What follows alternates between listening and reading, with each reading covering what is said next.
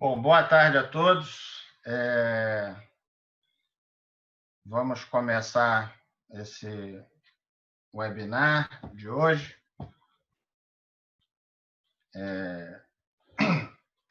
Eu vou pedir inicialmente a Mariana, se você puder botar os slides da apresentação inicial.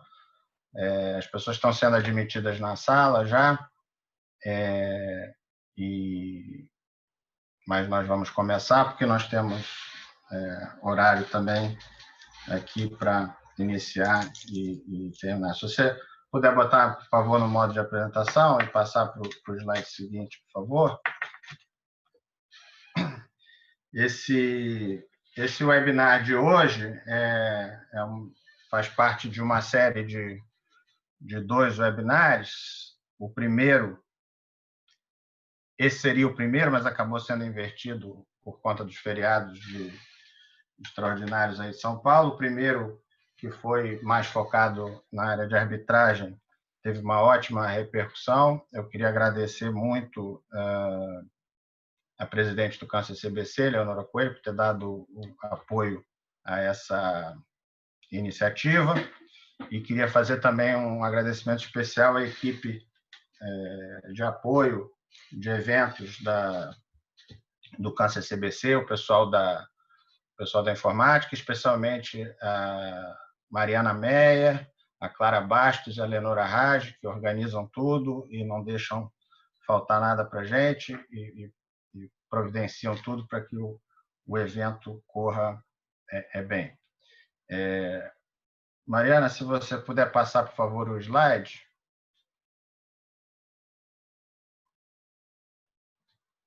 Não sei se travou aí. Só um momentinho. Sim. A gente vai para o anterior primeiro, porque eu preciso fazer a apresentação dos nossos palestrantes, inicialmente, a quem eu agradeço muito a presença e a disponibilidade aqui hoje.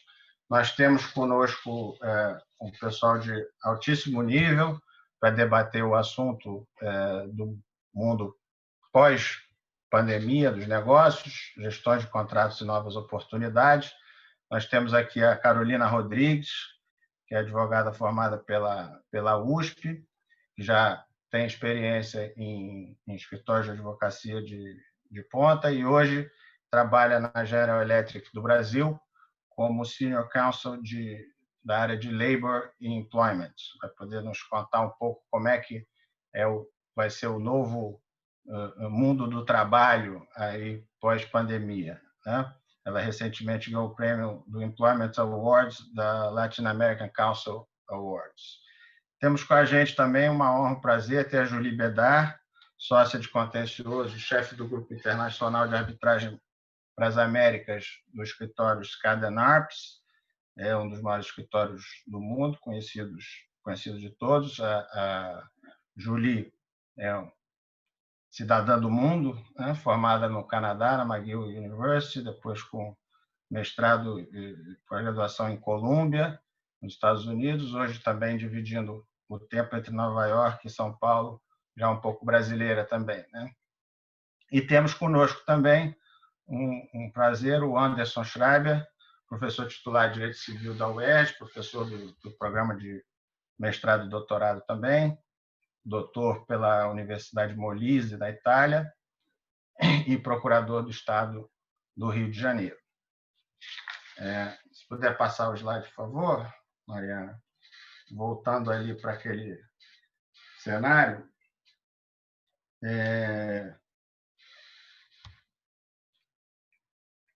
A ideia... Vamos... Está meio travado aí, mas bom. A ideia de discutir aqui o que nós vamos ver no pós-pandemia, o que será o que muitos estão chamando do novo normal, né? É uma coisa difícil da gente prever hoje, é um certo exercício de futurologia, mas todos temos alguns indicadores já do que está acontecendo e do que vai se passar no futuro. as crises, de um modo geral, elas são aceleradoras de processos que já estão em curso, né? Essa explosão do home office, por exemplo, foi uma coisa acelerada pelo isolamento social, mas uma coisa que já existia de alguma forma, né? Voltou agora o slide. Quem assistiu o outro webinar, eu já tinha passado isso. Isso é uma obra de um artista francês chamado Saipé, que se chama Beyond Crisis. Ele pintou uma criança. Isso é uma pintura gigante feita na grama, e a criança olha ao longe, isso é na Suíça, e vê ao longe. Eu acho que é representativo um pouco da nossa situação. Estamos todos olhando na distância e querendo discernir um pouco o que vai acontecer lá na frente, né? Nós vamos certamente ver uma tendência aí de reorganização de vários mercados, concentração de alguns setores. Já estamos vendo um número grande de recuperações judiciais, falências. Tem sempre uma tendência nesses momentos de concentração de empresas. E na crise acaba sobrevivendo, que nem na natureza, quem melhor se adapta, não necessariamente quem é maior ou quem é mais forte. Mas a crise também gera muita oportunidade. Eu li recentemente uma entrevista no jornal Valor Econômico do Jorge Paulo Lemann, em que ele dizia que os melhores negócios da vida dele foram feitos em momentos de crise, né? As empresas que ele comprou, os bons negócios que ele fez. Se puder passar o slide, por favor, Mariana. Estamos todos com saudade para, em breve, podemos fazer novamente as reuniões no auditório do Câncer CBC também. É muito bom o webinar, dá um alcance nacional, internacional, todo mundo pode participar, mas também é muito bom estarmos lá presencialmente. E eu espero que em breve isso possa acontecer novamente. Se puder passar o último slide, por favor. E como em todos os webinários do Câncer CBC, nós pedimos aos participantes, são gratuitos os webinários, mas nós pedimos uma doação para alguma entidade beneficente. No caso, hoje, que varia em cada evento. Hoje nós estamos sugerindo doações para o Solar Meninos de Luz, que é uma entidade, uma ONG aqui no Rio de Janeiro, que ajuda crianças nas comunidades do Pavãozinho, Cantagalo, com serviços sociais e com educação para essas crianças. É uma entidade muito séria e que certamente vai fazer bom uso das doações de quem puder contribuir. A Mariana vai colocar os dados da conta para doação no chat, para quem puder e quiser depois poder anotar e fazer a contribuição. Então, eu sou apenas o moderador, não devia falar mais. Vou passar a palavra, então, para a Carolina, para ela fazer as primeiras considerações. Cada um vai fazer algumas considerações e depois, ao final, nós vamos ter os debates. Obrigado a todos pela atenção. Carolina. Boa tarde a todos. Queria agradecer a Eleonora pelo convite, agradecer o Câncer CCBB. E é como você disse, a minha especialidade é direito do trabalho, né? Então eu pensei, o que eu posso falar sobre o futuro, sobre o momento que a gente vai viver no pós-pandemia, né? E eu acho que, pelo menos para a minha área, não tem como discutir outra coisa que não seja o home office, né? Como você falou, as coisas estão sendo aceleradas. Eu, particularmente, já faço home office há mais de 2 anos. As pessoas falavam, mas como que você consegue fazer home office? Eu falava, gente, todo mundo consegue fazer home office. E agora eu falo para todo mundo, você viu como dava para fazer home office? Porque as pessoas, não, mas eu preciso estar lá, eu preciso olhar no olho, senão não vai funcionar. E agora está funcionando para todo mundo, né? O home office foi regulamentado no Brasil em 2017. E a gente chama de teletrabalho, né? Então, toda vez que você vai falar com algum advogado trabalhista, você fala home office, ele fala, não, mas é home office ou é teletrabalho, né? E as pessoas às vezes não entendem direito. Por que tem essa diferença entre o home office e o teletrabalho? Porque o teletrabalho foi regulado na CLT, artigo 75 as seguintes. E aí ele fala que é quando a pessoa fica preponderantemente em casa ou num lugar externo que não seja o escritório. Então, o que é preponderante? Preponderante 50%. Se você ficou mais de 50% fora do local de trabalho, na sua casa ou num hotel ou qualquer outro lugar, isso seria o teletrabalho. E daí o home office seria o que não é o teletrabalho, ou seja, quando você fica parcialmente, mas menos de 50% do seu tempo. Tá? E por que é importante diferenciar um do outro? Porque a característica é diferente. A lei determina que no teletrabalho você precisa ditar o contrato de trabalho. A lei determina que você precisa estabelecer como vai fazer com os equipamentos, com as despesas, etc. A lei determina que você tenha que instruir os empregados quanto às regras de saúde e segurança do trabalho, que o empregado tem que assinar um termo de responsabilidade com relação a isso, né? Então, tudo isso para eu implementar, vamos chamar um home office de verdade, que na verdade chama teletrabalho, precisa ser verificado. Agora, nesse momento que a gente está num momento híbrido, porque a MP 927, que foi a primeira MP que começou a tratar sobre questões trabalhistas, ela falou sobre o teletrabalho.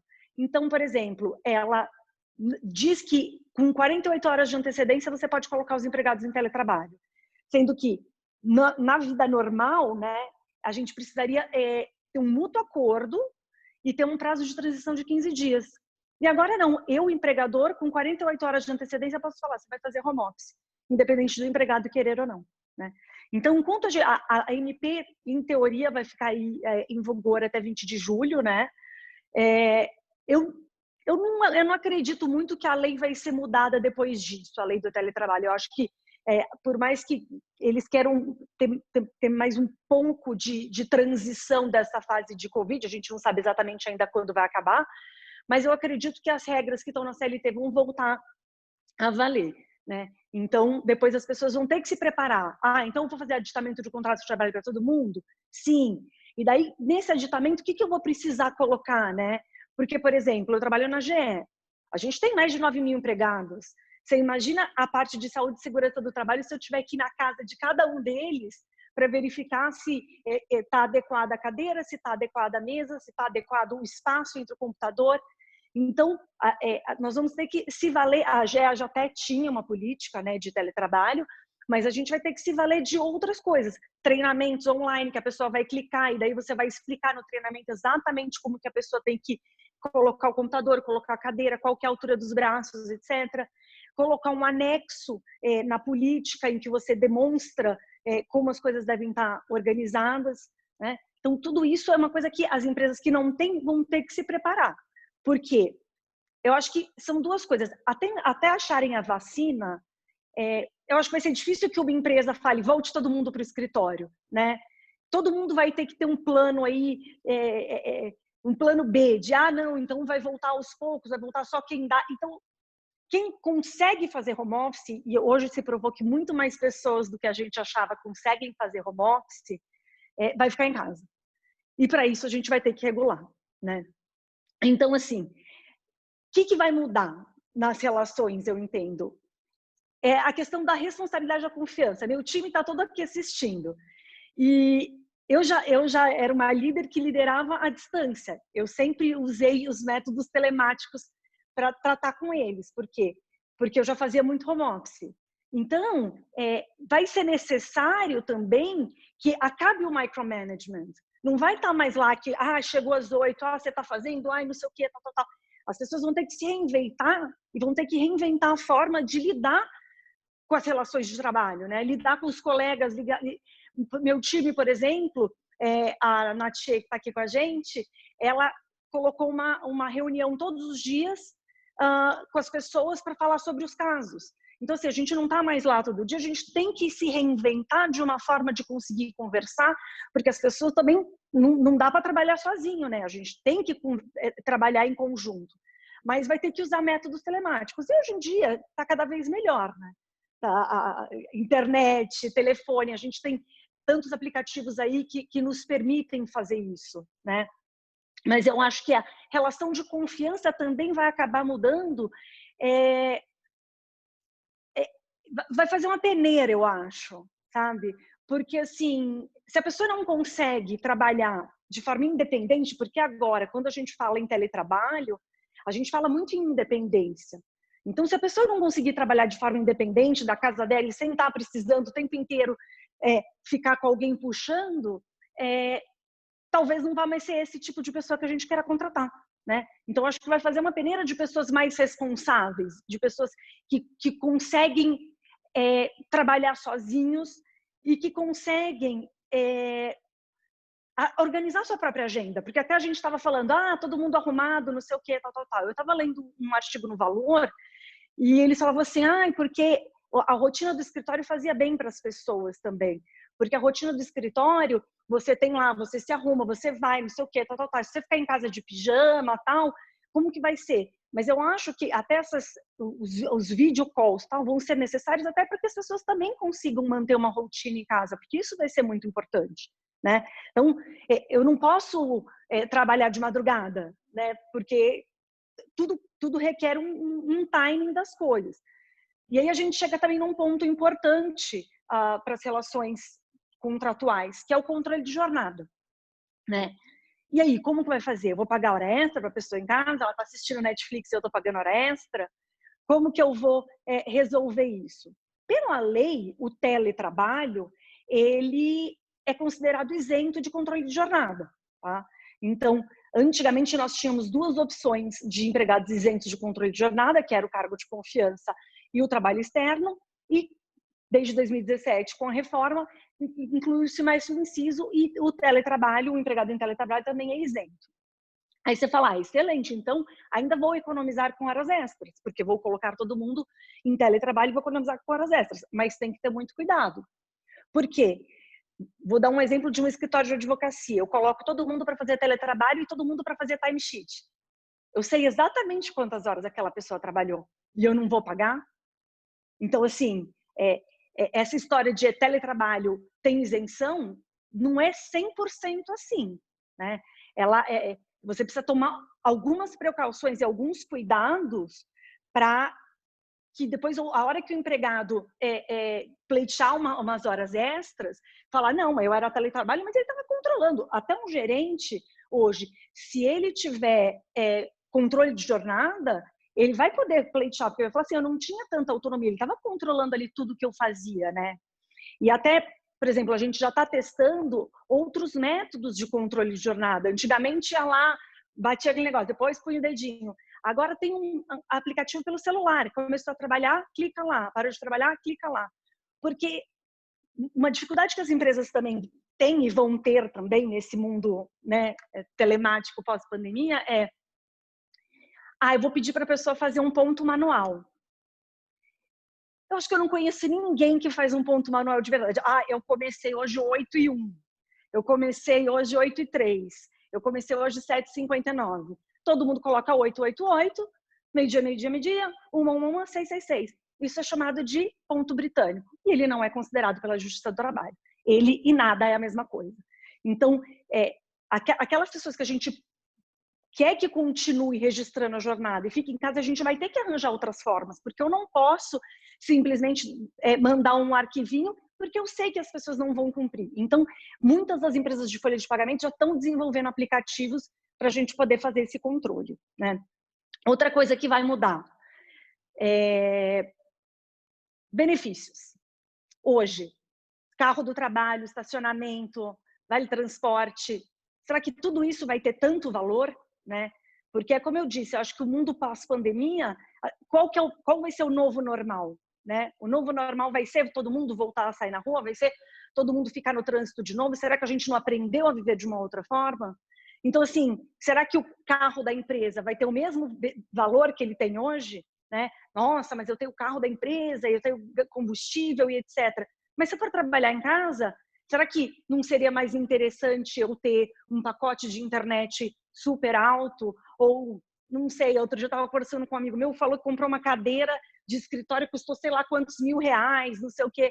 Será que não vai ser esse o novo benefício, né? Porque eu não vou gastar tudo isso com uma cadeira, mas, de repente, se essa é a nova realidade, talvez a gente não precise do carro, talvez a gente precise de outros benefícios. O Vale Refeição, por exemplo, eu discuti com vários colegas. Ah, não, mas o vale-refeição é para o almoço, você continua almoçando. Sim, mas hoje em dia as pessoas estão cozinhando em casa. Será que eu vou precisar do vale-refeição? Ou será que eu vou trocar ele todo por vale-alimentação? Ou será que eu vou dar algum outro tipo de benefício, né? Então, eu acho que a gente vai ter que revisar, sim, todos os contratos que a gente tem com os nossos fornecedores de benefícios, tá? Porque a gente vai ter que entender até onde a gente pode mudar ou não. Porque nessa época todas as empresas estão querendo economizar. E por mais que a hora que a gente voltar ao novo normal, a gente ainda vai ter os resquícios, né? Então, onde que dá para economizar? Onde que dá para eu reduzir, né, os benefícios do carro, por exemplo? O carro, ele pode ser benefício ou ele pode ser ferramenta de trabalho. Ferramenta de trabalho é fácil, tirei e acabou. Você está em home office, não tem mais ferramenta de trabalho. Mas se o carro é benefício, eu posso tirar, né? Porque ele integra o contrato de trabalho. Então, como que eu simplesmente vou tirar? Eu vou ter que substituir isso por outra coisa, né? E daí eu vou ter que fazer um cálculo para saber quanto que vale esse benefício para o empregado, para qual outros benefícios que ele vai ter que receber para compensar isso aí, né? Outra coisa, admissão, demissão, contratos, termos, todos online, né? Então, aquela coisa que tinha muita pessoa ia lá na admissão, saía com um calhamaço de papel desse tamanho. Ah, não, esse papel é do não sei o quê, esse aqui é do plano de saúde, esse aqui é do não sei o quê. E tudo assinado, né? Agora, nesse momento, a gente está aprendendo que vai ter que fazer de outras formas. Como que eu desligo um empregado sem ter contato com ele? Porque uma das coisas que eu estava falando também, que eu achei bastante interessante, é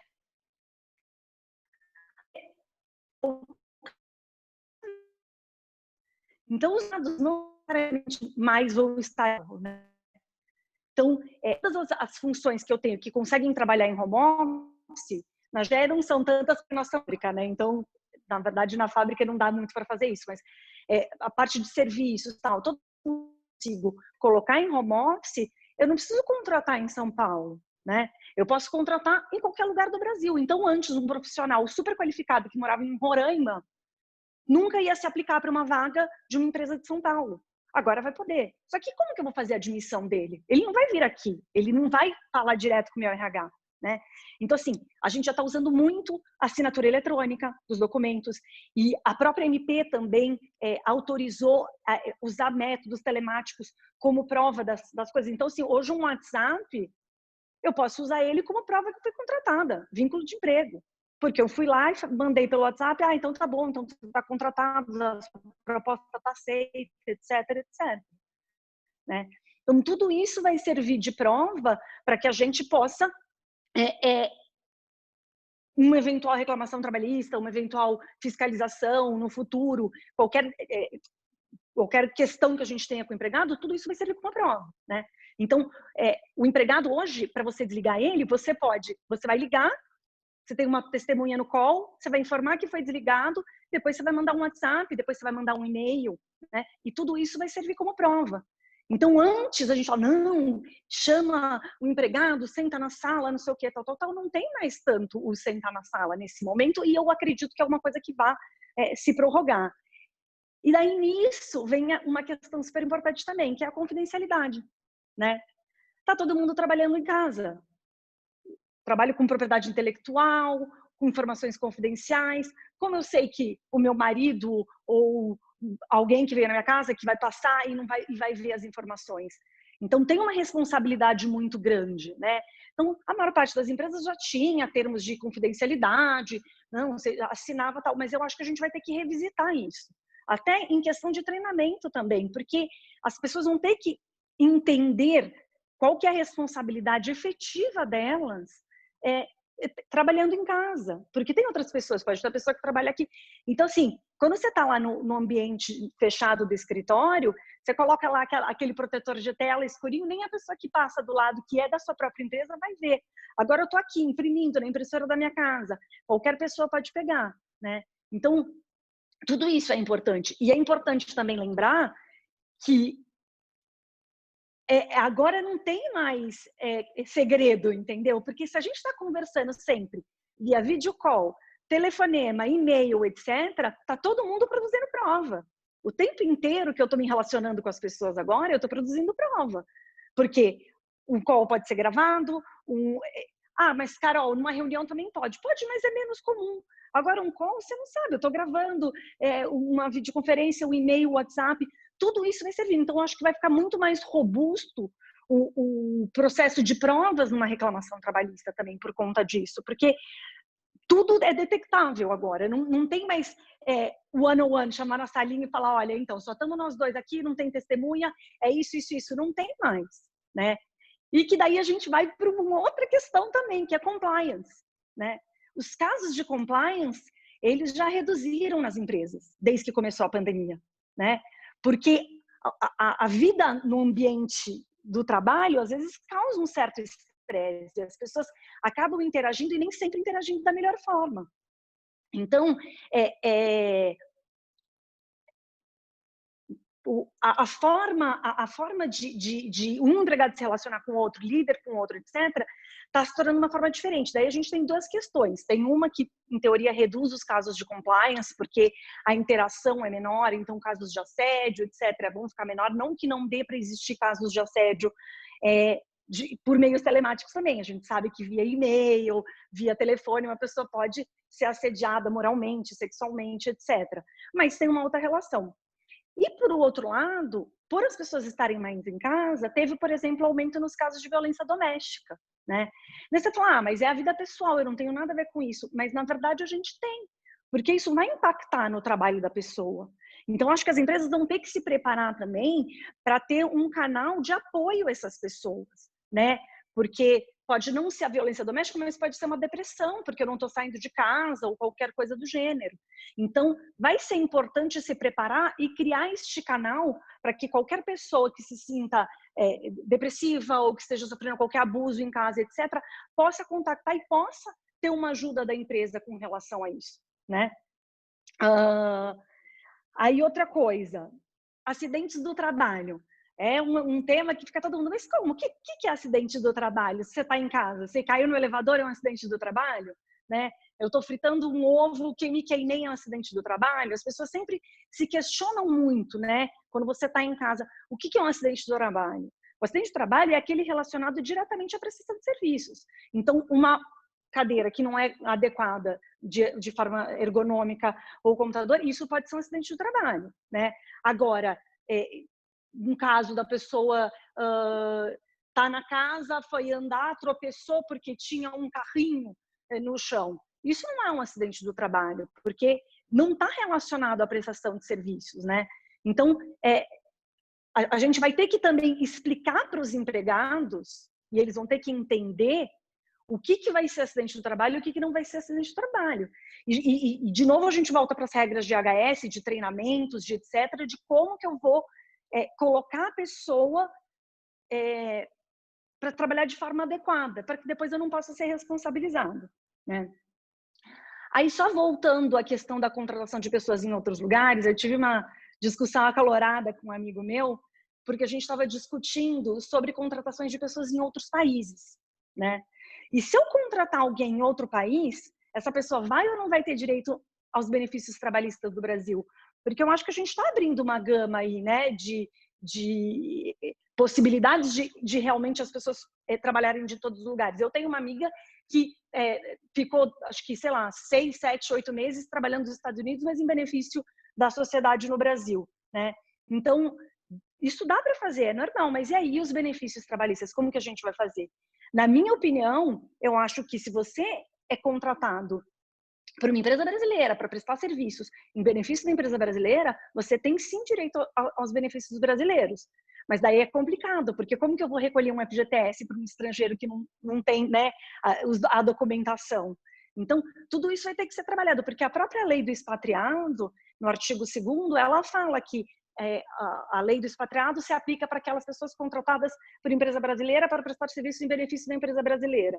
Então, para mim, fica bastante claro. Esse meu colega falou, de jeito nenhum, nem dá para fazer isso, a pessoa é estrangeira, está lá fora, como que faz? Ele vai ser residente fiscal aqui? Como que isso vai acontecer, né? Mas eu acho que é um desafio que a gente vai ter que arranjar uma forma de regulamentar esse trabalho feito lá fora por um estrangeiro, mas em benefício da minha sociedade. Porque você vai falar assim, aonde que o contrato foi celebrado? Ele foi celebrado no Brasil? ele foi celebrado nos Estados Unidos, porque o trabalho da pessoa está na nuvem, né? Então, qual que é o local da prestação de serviços? Qual que é o local da celebração do contrato? Era basicamente isso que eu tinha para dividir com vocês. Carolina, muito obrigado. Considerações interessantíssimas aqui, um monte de questões que eu confesso que eu já pensei em várias coisas sobre o home office, mas você tocou em vários pontos que eu não tinha nem passado pela minha cabeça, que realmente vai mudar muita coisa. Eu queria lembrar quem está assistindo que pelo chat vocês podem fazer perguntas. Nós vamos fazer as apresentações e fazer as perguntas ao final, mas quem quiser já ir colocando as perguntas para os panelistas pode já ir usando o chat. Tá? E só antes de eu passar para a Julie, Carolina, aproveitar, você trabalha na GE, que é uma empresa mundial, né? Você falou aí que já estava em home office mesmo antes do vírus, quer dizer, já tinha essa experiência. Lá na matriz, nos Estados Unidos, enfim, nos outros países, essa movimentação de, por exemplo, contratar pessoas de outros lugares que nunca vão ao escritório, isso já está mais avançado em outros lugares, nos Estados Unidos, por exemplo? Ou está todo mundo mais ou menos na mesma página hoje? Depende, tá? Nos Estados Unidos eles ficam muito lá, mas na Europa, um exemplo do meu time, né? Eu sou a responsável pela área trabalhista no Brasil. Mas, por exemplo, a minha chefe, ela fica em Londres e ela é responsável por todos os países, exceto Estados Unidos e Canadá. E ela tem pessoas, ela tem hoje no time dela, sei lá, 20 pessoas que atendem todos os países. Então, tem um advogado que trabalhava em Londres, que cobria aquela região, que se mudou para Marseille. E foi para lá, com os filhos, tudo, não sei o que, e trabalha de lá. Então, o home office, para todo esse time, já era muito constante, entendeu? Então, tudo vai depender da forma como que você trabalha. De novo, tipo, imagina, a gente tem planta. Na planta não dá para transformar as pessoas em home office. Apesar que eu fiquei sabendo que, assim, algumas coisas de logística, tal, até dá. Mas, dependendo do time, eu acho que é muito da cabeça do líder do time. Mas a GE sempre quis ser uma empresa digital, né? E para ser uma empresa digital, você tem que adotar o home office. Tá bom, Carolina. Obrigado. Depois a gente volta com as perguntas do pessoal. Eu passo, então, a palavra para a Julie, por favor. Julie. Boa tarde a todos. E obrigada, Carolina. Realmente eu concordo com o Rodrigo. Eu achei sua apresentação sumamente interessante para mim. Gostaria de comentar um pouco sobre o lado jurídico da experiência que estamos vivendo, e claro que isso será muito mais de uma perspectiva de uma advogada de common law, de direito civil, mesmo que eu me formei como advogada de direito civil primeiro, antes de me tornar advogada em Nova York. E também eu gostaria de dizer isso. De vez em quando, estamos vivendo no mundo situações que estão impactando a muitos. E no mundo jurídico, isso estamos vendo isso de vez em quando, mas é bastante especial, né? Com guerra mundial, com circunstâncias realmente excepcionais. O âmbito, juridicamente falando, do que estamos vivendo hoje, eu penso que não tem realmente precedente. O caos jurídico que estamos encontrando em tantas situações é muito importante. E isso me faz comentar sobre mais duas coisas. Primeiro, que estamos vendo os limites do direito, quando o direito, às vezes, fica um pouco paralisado na frente de uma situação realmente bastante difícil. Tem duas escolhas: ou as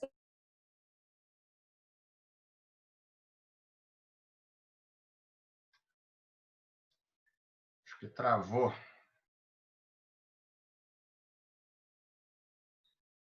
brigas realmente, ou seja, disputas nos tribunais judiciais ou nos tribunais de arbitragem. Isso é o último ponto de minha introdução, que eu não penso que temos precedente para todos aqueles juízes e árbitros estar realmente um pouco convivendo com aquele Covid do mesmo jeito que as partes que estão brigando na frente deles ou delas. Tá? Aquele impacto da pandemia realmente está presente para as pessoas tomando as decisões, como para as partes que estão querendo decisões. E vai ser muito interessante ver naqueles cenários onde os juízes, como as partes, 1 bilhão de crianças fora da escola, dá impacto todo mundo.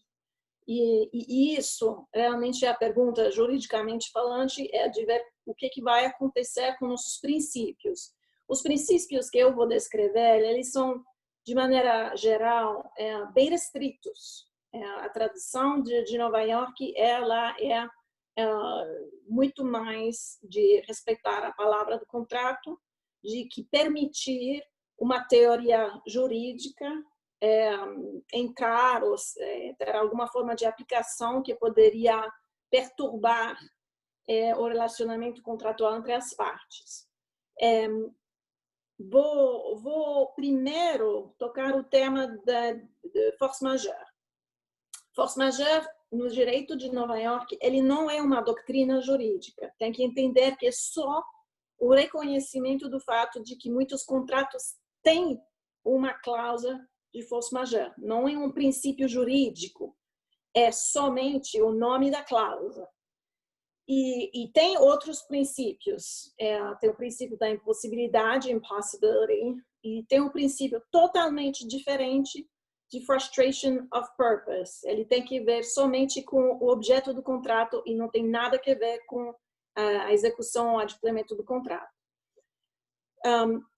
Sobre a cláusula de force majeure, vocês não vão se surpreender, vocês não estão surpreendidos com o fato de que aquelas cláusulas, os tribunais judiciais, eles estão aplicando uma visão bem restritiva, assumindo que as palavras vão permitir aquela defesa, que é visto como uma defesa. Você tem uma violação e você vai poder realmente ser considerado absolvido daquela violação na aplicação daquela cláusula de force majeure.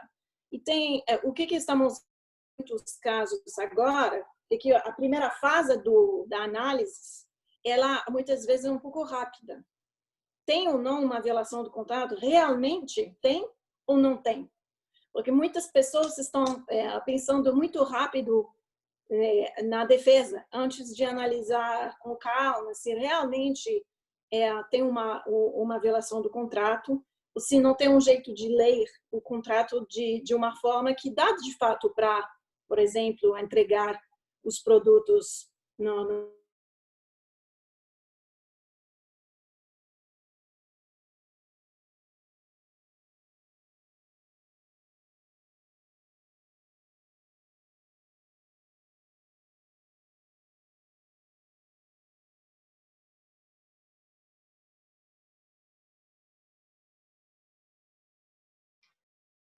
Acho que travou a Julie. Sim. Voltou. Não, tinha travado a sua... É interessante, porque eu vi você travar, não sei se a Carolina e o Anderson ainda estavam me ouvindo. Não sei. Vamos. Vou continuar. Se acontecer alguma coisa de falta de conexão, eu posso desconectar e conectar de novo. Vamos na frente. Estamos vendo várias coisas. Estamos vendo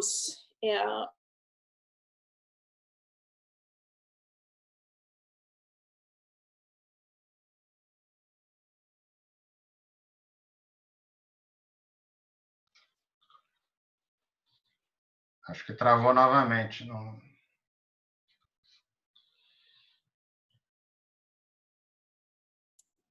Travou para mim também. Travou. A gente tem como ver Pessoal, voltou. Voltou. Tá bom. Dá para continuar? Tá. Pode. Na primeira fase da pandemia, a importância da existência daquela ordem governamental de parar de ficar em casa era muito grande, porque tinha casos onde tinha uma ordem, ou tinha cidades onde tinha uma ordem e outras não. E isso era, de fato, um comportamento.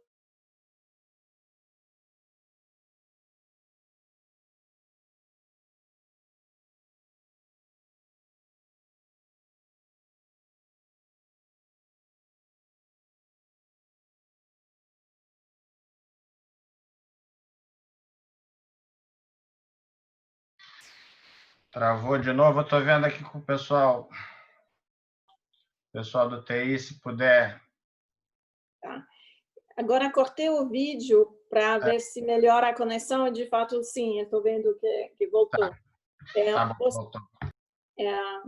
Rodrigo, você prefere que eu continue mesmo assim ou que posso desligar e voltar?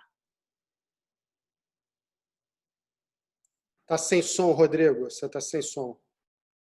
Tem que destravar. Oi, desculpe. Continua, Julie, sem o vídeo mesmo, se funcionar melhor. E aí depois você tenta reconectar quando a gente passar para o Anderson. Mas pode prosseguir.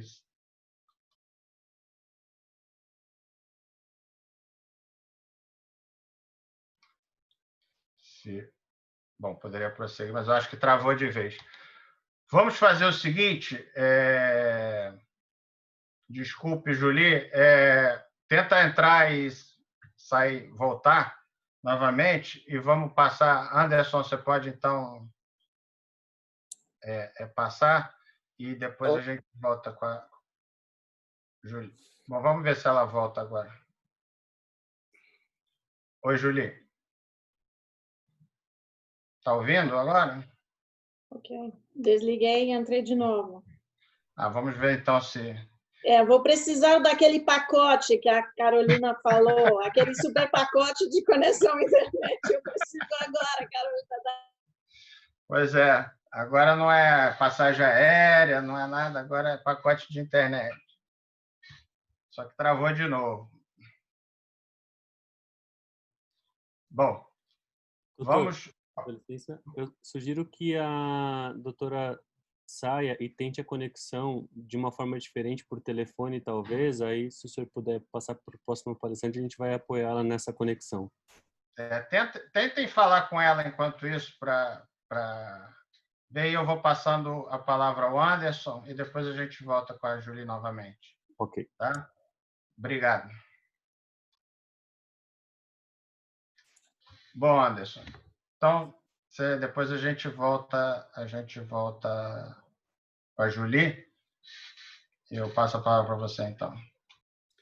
Claro, Rodrigo, eu acho que eu posso partir um pouco até de um pouco da mesma abordagem que a Julie está fazendo, sob uma perspectiva um pouco mais de civil law, né, da nossa tradição romano-germânica e mais especificamente do direito brasileiro. E aí falar um pouquinho dos impactos disso nas nossas vidas profissionais rapidamente, né? Eu acho que o primeiro ponto importante, e isso já estava presente na fala da Julie, acho que esse é um fenômeno um tanto universal, é essa percepção de que a pandemia ela não é uma espécie de princípio jurídico, né? Não existe um princípio jurídico da Covid-19, né? Não existe uma ideia de que a pandemia produz um efeito generalizado em todas as relações contratuais, né? O nosso sistema jurídico, assim como várias experiências do common law, não permite a classificação dos fatos em tese, né? A gente não pega um fato, a guerra, a pandemia, e diz, isso aqui é um caso fortuito, isso aqui é força maior, isso aqui é um acontecimento extraordinário e imprevisível. O Código Civil ele só qualifica, o Código Civil brasileiro, e a maior parte dos ordenamentos romano-germânicos também faz isso, né? Só classifica os fatos a partir de um primeiro momento, que é o momento de identificação do impacto em cada contrato. Então, a gente só se questiona se um fato é caso fortuito ou força maior, depois que a gente verifica que a gente está diante de uma impossibilidade da prestação. Então, assim funciona o sistema jurídico brasileiro, e essa é, em geral, a tradição romano-germânica, ou seja, a gente não classifica acontecimentos e fatos em tese, e dali extrai um efeito para todos os contratos. É muito importante analisar cada relação contratual, o impacto sofrido em cada relação contratual. E aí a gente começa a separar o joio do trigo, porque a gente vai ter contratos que sofreram, de fato, um efeito intenso, até com impossibilidade da prestação. A gente vai ter contratos onde pode ter havido um desequilíbrio superveniente das prestações. A gente pode ter contratos onde houve frustração do fim do contrato, né? Que a tradição romano-germânica aplica mais com base na teoria da base do negócio, na sua versão mista de Kaularian, mas é basicamente uma ideia muito semelhante. E a gente pode não ter tido impacto nenhum no contrato. A gente está vivendo hoje, em muitas situações, simplesmente dificuldade econômica do contratante em relação aos contratos em geral, e não necessariamente no contrato de cada um, né? Não necessariamente uma patologia de um contrato específico, mas uma dificuldade econômica geral. Então, que é um outro fenômeno que não diz respeito às patologias contratuais e aos quais o Código Civil não prevê um impacto. A gente tem outros instrumentos mais coletivos que respeitam a isonomia entre credores, como recuperação extrajudicial, mas aí já não é uma ação focada em um contrato específico, uma demanda focada em um contrato específico. Então, acho que a primeira palavra é essa, de que, no fundo, a gente tem que resistir à tentação de tentar qualificar a pandemia dentro de algum conceito jurídico que produzirá efeitos indiscriminados em relação a todas as relações contratuais. O raciocínio que a gente tem que percorrer é o raciocínio inverso. É olhar cada relação contratual, qual foi o impacto naquela relação, e dali tirar um efeito. E esse impacto é muito diferenciado não só pelas próprias relações, mas também pelos locais. Se a gente pegar um país como o Brasil, a gente teve cidades e estados onde houve muitas medidas restritivas à circulação que impactaram de modo direto em alguns contratos, e a gente teve outros em que não houve tanto isso, onde os efeitos foram diferenciados. Então, a realidade brasileira é muito complexa, né? Isso é um truísmo, mas a verdade é que é muito diferente a situação em cada local do Brasil. Então, tudo isso tem que ser examinado antes de extrair efeitos. Agora, dito isso, é claro que o direito civil, o direito privado brasileiro, de modo geral, ele vai sofrer consequências desse momento que a gente está vivendo, que realmente é um momento único. Ou seja, acho que alguns institutos jurídicos vão ser mais pensados, vão estar mais em voga, né? Por exemplo, a impossibilidade da prestação, que é um fenômeno que que é tratado pelos civilistas com base desde lá a experiência dos juristas romanos, a gente não encontra no nosso Código Civil brasileiro, por exemplo, uma regra para a impossibilidade temporária da prestação. Não há uma regra expressa sobre o que acontece em caso de uma impossibilidade da prestação que eu sei que só vai durar um certo tempo e que eu acredito, e todos acreditamos, que vai voltar a ser possível em determinado momento. Ou seja, ao contrário da impossibilidade definitiva da prestação, o Código Civil regula de uma maneira bem matemática, né? Atribui o efeito extintivo automático, né? Ipso iure da relação obrigacional. Numa impossibilidade temporária, a doutrina discute qual é a solução. Tem gente que diz, tem que ver se preservou o interesse útil do credor, né? Linha seguida pelo saudoso Rui Rosado, né? De Aguiar Júnior. E tem outras pessoas que dizem, não, mas espera aí, então, se tem vencimento fixo, é sempre definitiva. Bom, mas é definitiva mesmo que eu saiba que daqui a pouco vai ser possível essa prestação. Então, há uma discussão. A gente que associa a deterioração, né, na obrigação de dar. Então, há diferentes soluções aí. Em alguns contratos típicos, o Código Civil regula a impossibilidade temporária, como acontece, por exemplo, no contrato de transporte, no contrato de empreitada, em que ele prevê soluções para a impossibilidade temporária. Mas ele não tem uma regra geral de impossibilidade temporária.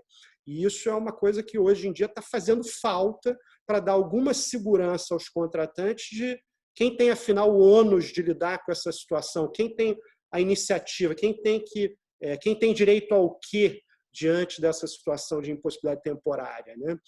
A mesma coisa acontece com a frustração do fim do contrato, que só dura um certo tempo. A gente também não tem nem regra para frustração do fim, quanto mais para uma frustração do fim que a gente sabe que está durando ali, vai durar, ou pelo menos a gente espera que vai durar ali alguns meses, mas depois vai ser possível. Então, como é que a gente lida com isso? Então, acho que, de maneira geral, o que a pandemia está produzindo dentro do direito civil é uma percepção generalizada de um lado, de que a gente tem que se ater aos institutos jurídicos, não pode sair de um modo criativo, analisando casos concretos, como há algumas decisões judiciais aí, criando soluções tiradas da cartola, do tipo, agora vou ver o faturamento da empresa, se ela está tendo lucro, se ela está tendo prejuízo, porque isso, às vezes, o sujeito passou anos tendo prejuízo e agora está tendo lucro, isso não pode ser uma justificativa para impor a ele o ônus daquele momento, daquela alteração superveniente das circunstâncias.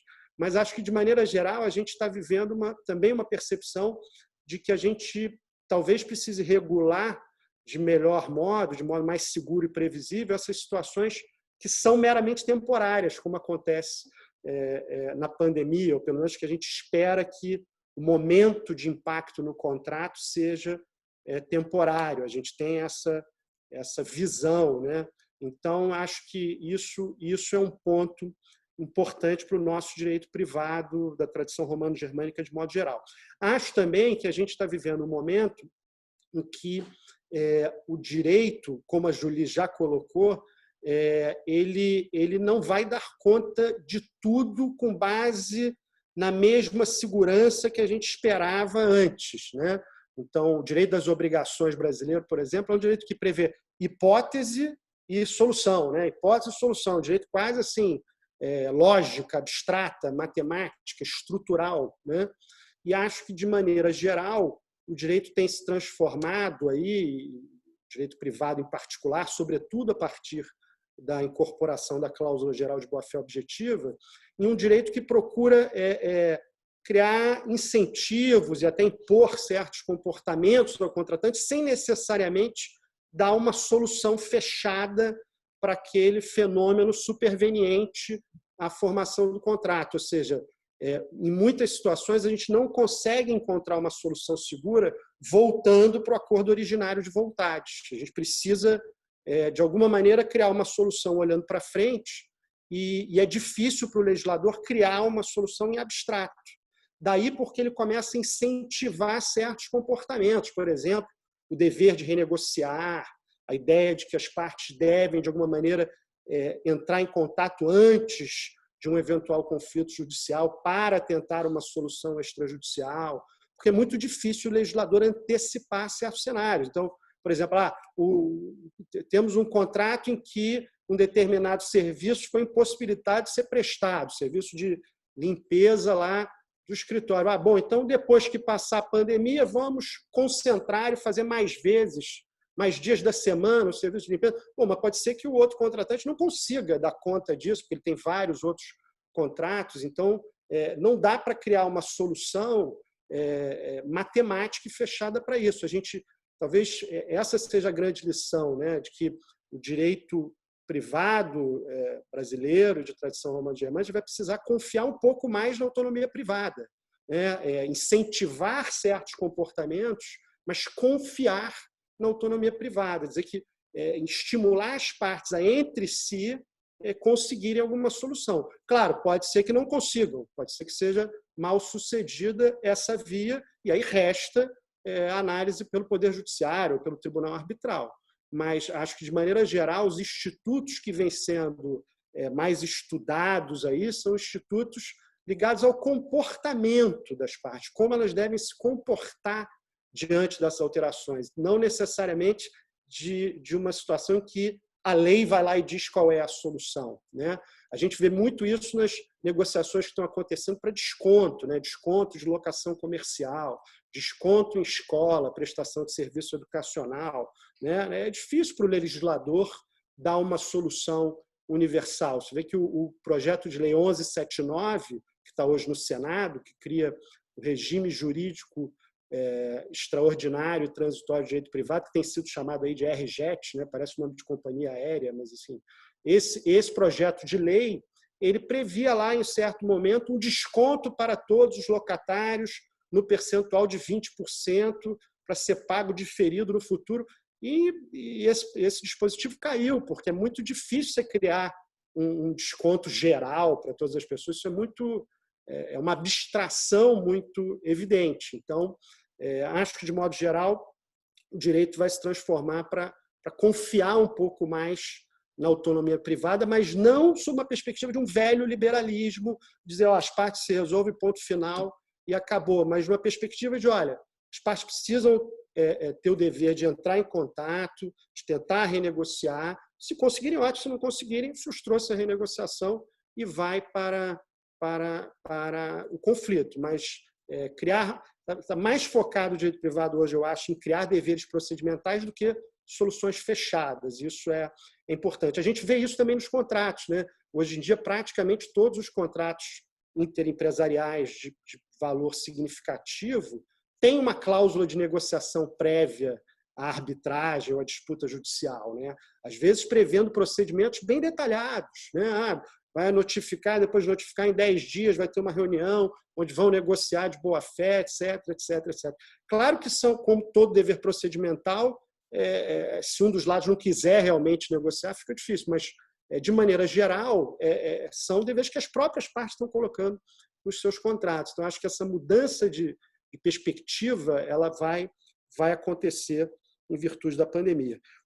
Como isso se reflete nas arbitragens, quer dizer, eu acho que a gente vai ter muito trabalho, né? Muitas demandas arbitrais por conta justamente dessa falta de previsibilidade, de segurança de quais são os direitos e deveres dos contratantes diante de situações que têm uma duração temporária. Essa que eu acho que é o grande buraco negro do nosso sistema jurídico nisso. Ele nunca deu tanta atenção a essas situações, porque essas situações eram raras. Todo o exemplo de excessiva onerosidade que a gente vê nos livros são os exemplos da guerra, né? Que quando acontece a guerra, você imagina que, enfim, sabe-se lá o que vem depois, né? Aqui na pandemia, desde o primeiro momento, a gente tem a expectativa de que seja temporária, até pela observação dos países que sofreram antes com isso. Então, a gente tem uma perspectiva de que isso vai passar. Nunca vamos voltar àquela realidade anterior, mas os impedimentos que às vezes estão existindo no cumprimento de alguns contratos, eles vão passar. Essa é uma situação que é, se não inédita, pouco pensada pelos estudiosos do direito privado e pela legislação nossa de direito privado. E isso está criando insegurança. E quando há insegurança, normalmente as partes adotam posições mais fechadas e acabam indo a conflito quando não seguem esses deveres procedimentais, etc., etc., de modo muito aberto. Então, acho que teremos mais conflitos. Acho que, com relação ao modo como a gente está gerindo as arbitragens hoje, tem muita coisa para falar um pouco mais na linha da Carolina, mas acho que a gente pode deixar isso para os debates, mas são questões basicamente ligadas ao modo de realizar as audiências, se existe um direito das partes à realização de uma audiência presencial, porque, de outro lado, existe a preocupação com a celeridade do procedimento arbitral, a questão da coleta de testemunhos em audiências virtuais, né? Existe sempre uma preocupação que é um pouco cultural também, mas existe sempre uma preocupação com a garantia eu tenho de que não há uma pessoa guiando a testemunha se ela está prestando um testemunho em vídeo, né? Fora de um ambiente controlado, um ambiente da própria Câmara, ou um escritório onde haja representantes de ambas as partes. Enfim, há essas discussões e o modo de lidar com elas, que vão um pouco mais aí na linha do que a Carolina falou, mas já falei demais. Quero ter o prazer de voltar a ouvir a Julie, com quem eu estava aprendendo muito. Obrigado, Anderson. Acho que restabeleceu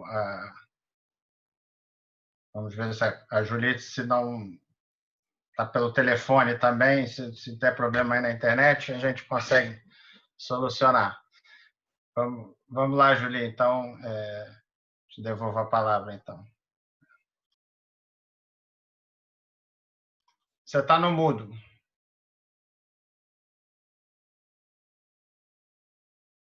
Não estamos ouvindo. Não, mas Agora foi. Agora pode falar. Tentei usar só o telefone para ver se funcionava. Estou vendo que não está ligado. Bom, mas agora estamos ouvindo.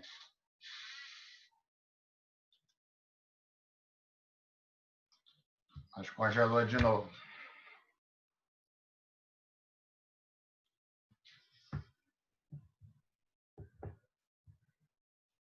Será que será que você consegue no telefone, Julie, novamente? Estou na linha mesmo. Vamos lá. Estou na linha do telefone, eu ouvindo de vocês. Agora estamos ouvindo você. Cada vez que a vídeo cai, vocês não estão me ouvindo. Eu vou tentar de fazer isso um pouco mais concentrado aqui, dado as dificuldades tecnológicas. Eu gostaria só de comentar um pouco sobre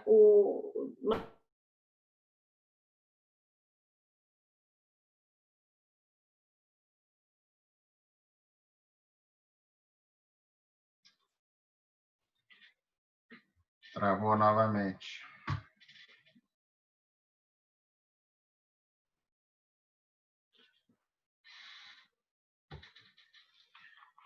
Bom, vamos ver se ela consegue.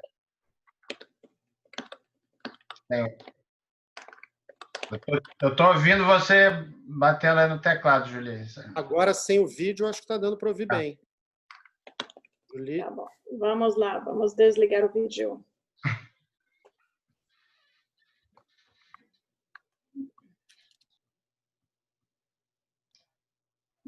Vamos tentar. Eu acho que está com som. Ok. Já falei sobre a clause majeure. Penso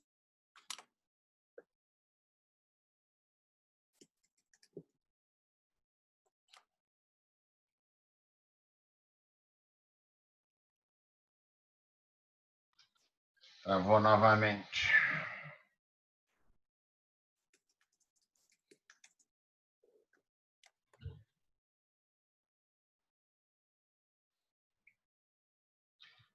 Bom, vamos tentar reconectar. Entrou pelo telefone, Júnior?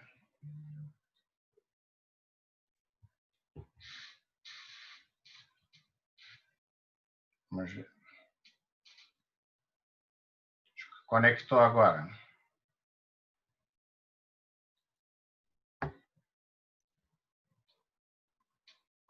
Estou na linha do telefone, mas vocês não estão me ouvindo. Não, estamos ouvindo. Agora estamos ouvindo. Agora, o áudio que você está percebendo é o vídeo da internet, não é do telefone. Bom, de qualquer maneira, agora estamos ouvindo. Então, vamos tentar. Ok. Vamos falar sobre o conceito de frustration. Já mencionei que tem que ver isso somente com a meta do contrato, e as pessoas estão confundindo isso mesmo com o conceito de force majeure, que está totalmente, e de impossibilidade, que eles estão voltados 100% à execução do contrato. Frustration of purpose é uma doutrina possivelmente ainda mais restrita, e ela se aplica somente quando o objeto do contrato desaparece, é totalmente inexistente em base a um câmbio de circunstâncias. E isso não surge em tantos casos como as pessoas podem imaginar. Dado o fato de que muitas das situações que estamos vendo agora, e o Anderson comentou sobre isso, elas são de alguma forma temporárias. E também a doutrina em Nova York, ela é aplicada de um jeito que o evento que aconteceu, ele não pode ser alguma coisa que era previsível, assumindo a possibilidade para as partes de prever no contrato e de fazer aquela alocação de risco. O Anderson também falou sobre isso, né? Quando tem aquela possibilidade para as partes de fazer, de desenhar aquela alocação de risco no contrato, a doutrina de frustration of purpose não vai ajudar. O caso mais famoso, ele é muito claro, e um contrato de aluguel comercial,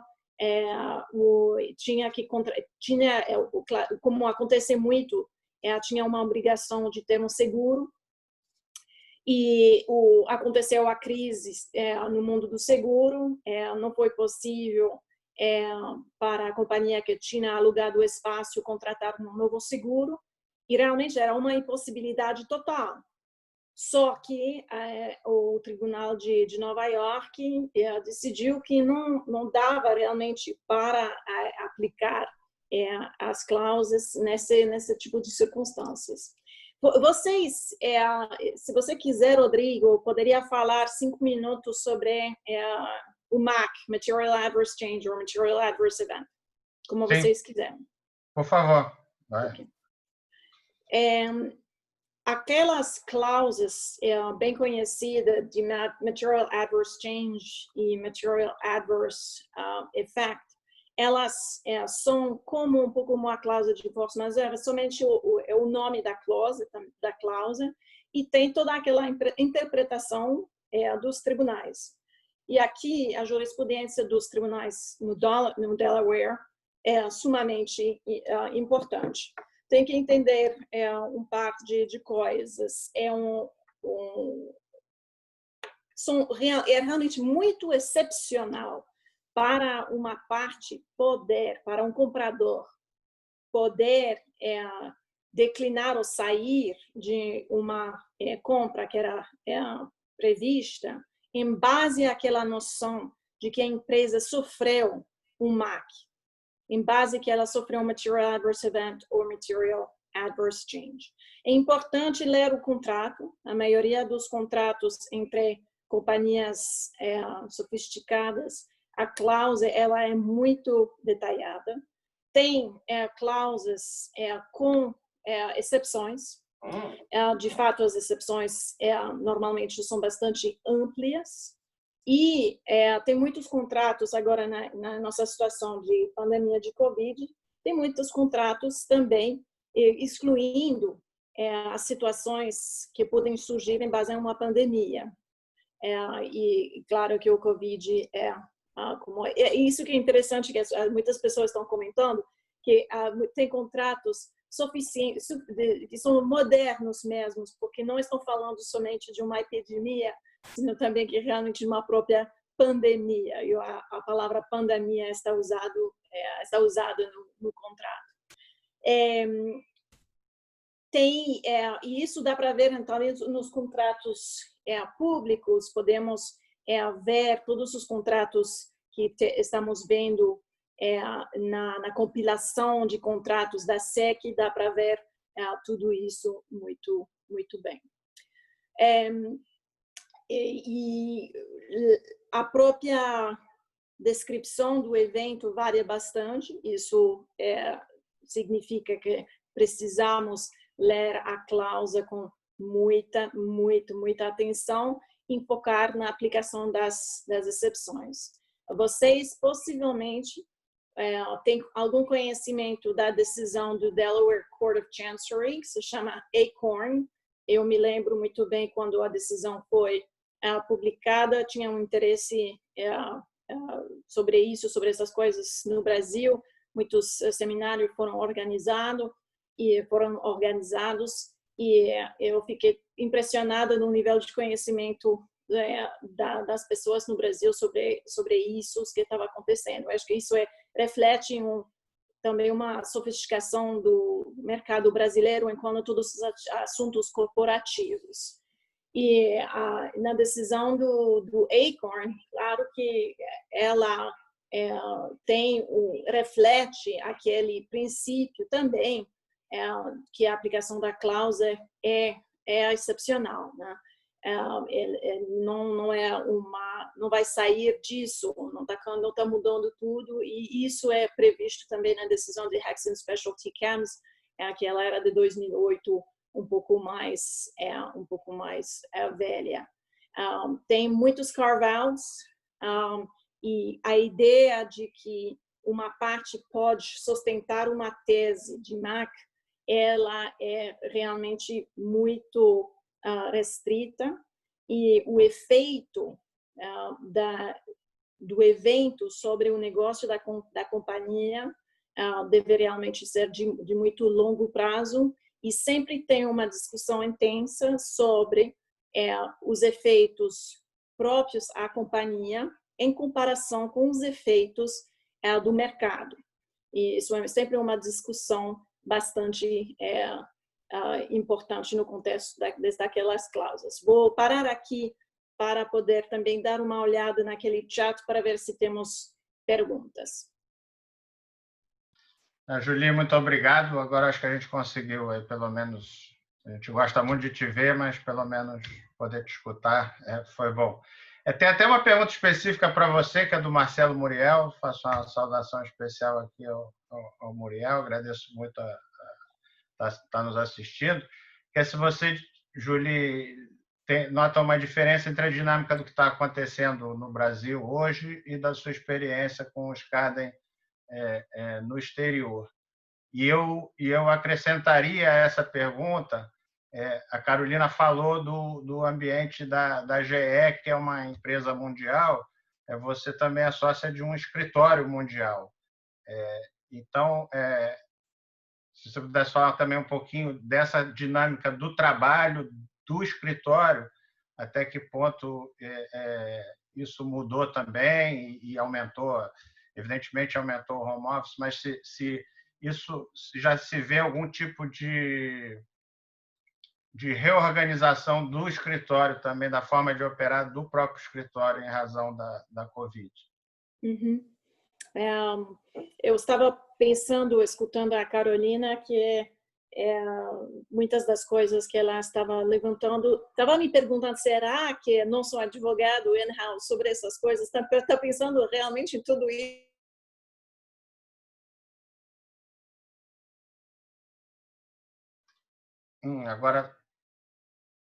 Agora saiu o som.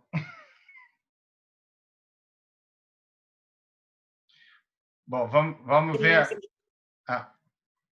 De nossos colegas na Ásia.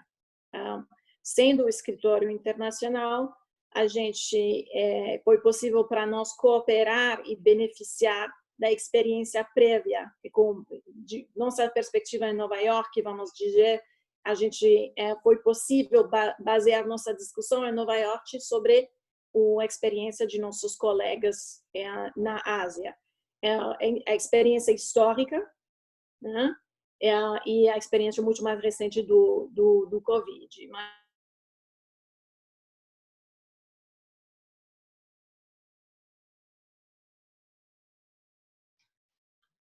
Travou novamente. Bom, vamos ver se a Julie volta. Enquanto isso, uma outra pergunta que tem aqui é do Antônio Tavares Paz, eu acho que serve para todo mundo.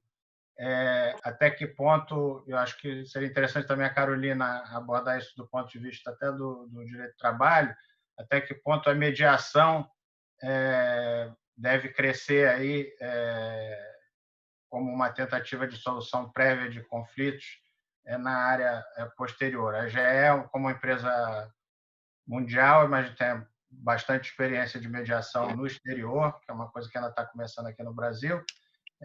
Eu acho que se eu pudesse falar um pouquinho e depois a visão do Anderson, se a gente conseguir a Julie, também seria ótimo. Carolina.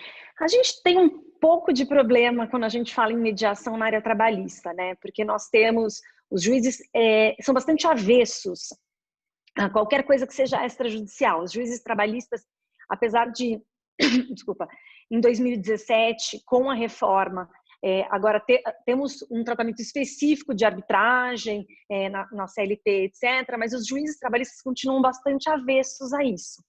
Então, o maior medo do empregador, e aqui falo não só como Carolina, mas como a GE, é fazer uma mediação e ainda assim ter uma reclamação trabalhista, né? Então, o que a gente tem feito bastante, que não é exatamente uma mediação, mas a gente tem feito bastante acordos extrajudiciais homologados na Justiça do Trabalho, que também foi uma possibilidade que veio com a reforma. Então, eu entendo que, assim, podemos ir para esse lado? Podemos, com certeza. Só que, para ter uma segurança jurídica, eu não confio se eu não tiver essa homologação da Justiça do Trabalho, porque, de fato, se a gente não fizer essa homologação e o empregado vier a ajuizar uma reclamação trabalhista, a gente pode ter problema. Anderson, quer fazer um comentário aí sobre isso? Eu acho que a mediação vai crescer de importância. Eu acho que toda essa parte de renegociação extrajudicial, seja diretamente pelas partes, seja com recurso a um terceiro mediador, eu acho que ela cresce de importância nesse cenário na medida em que, como eu disse, as partes avaliando as consequências de um fenômeno temporário têm dificuldade de encontrar na lei uma resposta para qual é exatamente a consequência jurídica da hipótese que estão vivendo. Na maior parte dos contratos, você vai ter detalhes, mesmo que você mantenha o contrato em curso, etc., etc., você vai ter detalhes de reajuste dessa execução do contrato que as partes são as mais indicadas para determinar, seja com a ajuda de um mediador, seja diretamente. Então, acho que a mediação vai crescer de importância. A gente tem, desde 2015, né, uma lei de mediação, que é 1340, com algumas coisas até fortes, né? A previsão da parte que se recusa a comparecer à mediação, a gente tem sanções na lei, etc., etc. Eu acredito que é um caminho que depende muito dessa real vontade dos contratantes de encontrar uma solução. Mas, havendo isso, acho que, claro, a mediação cresce em importância nesse cenário, com as limitações que a Carolina colocou. Quer dizer, muitas vezes, em alguns cenários onde você tem normas cogentes, direitos fundamentais, muitas normas de ordem pública, você tem alguma dificuldade em fazer uma mediação extrajudicial. Normalmente você vai para uma mediação como o CPC previu, que fala de conciliação, mediação, mas internaliza tudo isso dentro do procedimento judicial estatal, né? Que é uma coisa que, por um lado, é boa, por outro lado, tem gente que diz, não pode ser exclusivamente isso, senão você, na verdade, judicializou o que era um mecanismo extrajudicial. E acho que, de maneira geral, a gente vai ter um incentivo maior aos acordos, às conciliações entre as partes, e nisso eu acho que a arbitragem tem muito a ensinar ao procedimento estatal, né? Porque muitas vezes numa arbitragem você acaba tendo um acordo entre as partes, ou até a própria estrutura incentiva um acordo entre as partes em momentos diferentes do procedimento, quando os árbitros fixam as questões controvertidas, né?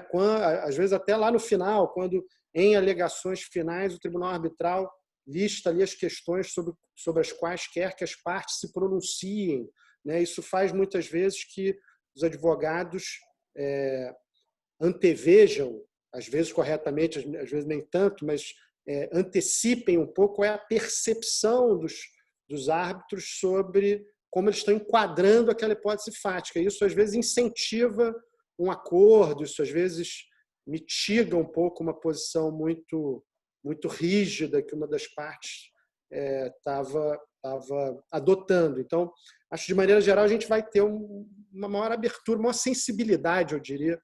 Isso já estamos tendo, né? A gente vê vários contratos sendo readaptados, mas eu acho que a gente vai ter uma sensibilidade geral maior a isso e acho que os tribunais estatais e arbitrais vão estar mais atentos a isso. Quer dizer, como é que as partes tentaram resolver essa questão entre si? Tentaram alguma coisa antes? Não tentaram? houve alguém que adotou uma posição muito rigorosa, né? Acho que esse tipo de questão vai começar a surgir com mais intensidade dentro das demandas. Essa é a minha percepção. Não sei se é a sua também, Rodrigo. A gente podia te ouvir também, aproveitar um pouco. Se me permite só fazer mais uma observação que eu acho que é bastante importante até para a parte trabalhista. Tem duas coisas muito importantes. Uma, as pessoas têm um certo preconceito de achar que a mediação, a arbitragem é muito cara para a Justiça do Trabalho. Então, já tem esse um pouco... mas eu vou fazer arbitragem só se eu for muito rico, meu Deus, não sei o quê. E, além disso, por conta dessa posição da Justiça do Trabalho ser muito avessa, a gente teve muitas fiscalizações no passado sobre arbitragem, mediação, etc., e tem até centros de arbitragem e mediação que fizeram termos de ajustamento de conduta com o Ministério Público do Trabalho, obrigando a não fazer mediação na área trabalhista, não fazer arbitragem na área trabalhista. Então, eu acho que isso também precisa ser desenvolvido para que a gente possa ir mais para este lado. Precisa ter mais opções, e as opções também precisam entender que uma reclamação trabalhista ela vai de 1 a 10 milhões, né?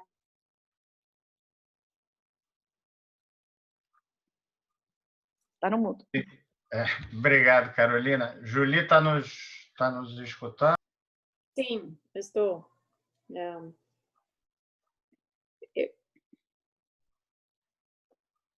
Rodrigo, você está no mudo. Desculpa, a gente fica botando mudo e voltando. Então, se Julie puder também fazer algum comentário, se tem sentido uma demanda maior dos clientes por mediação, e se você acha que esse é um caminho que vai aumentar nas disputas até internacionais que você costuma atuar? Como sabemos, o uso da mediação, a gente não usa a mediação tanto como deveria. A gente começa de uma posição que já é um pouco deficiente, vamos dizer.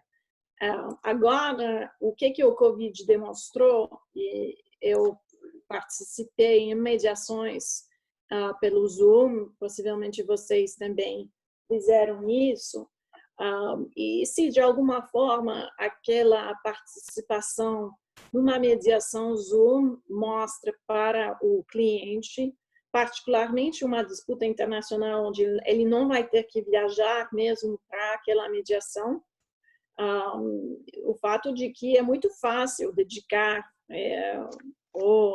metade de um dia ou um dia inteiro e fazer aquela mediação no Zoom. O Zoom consegue abrir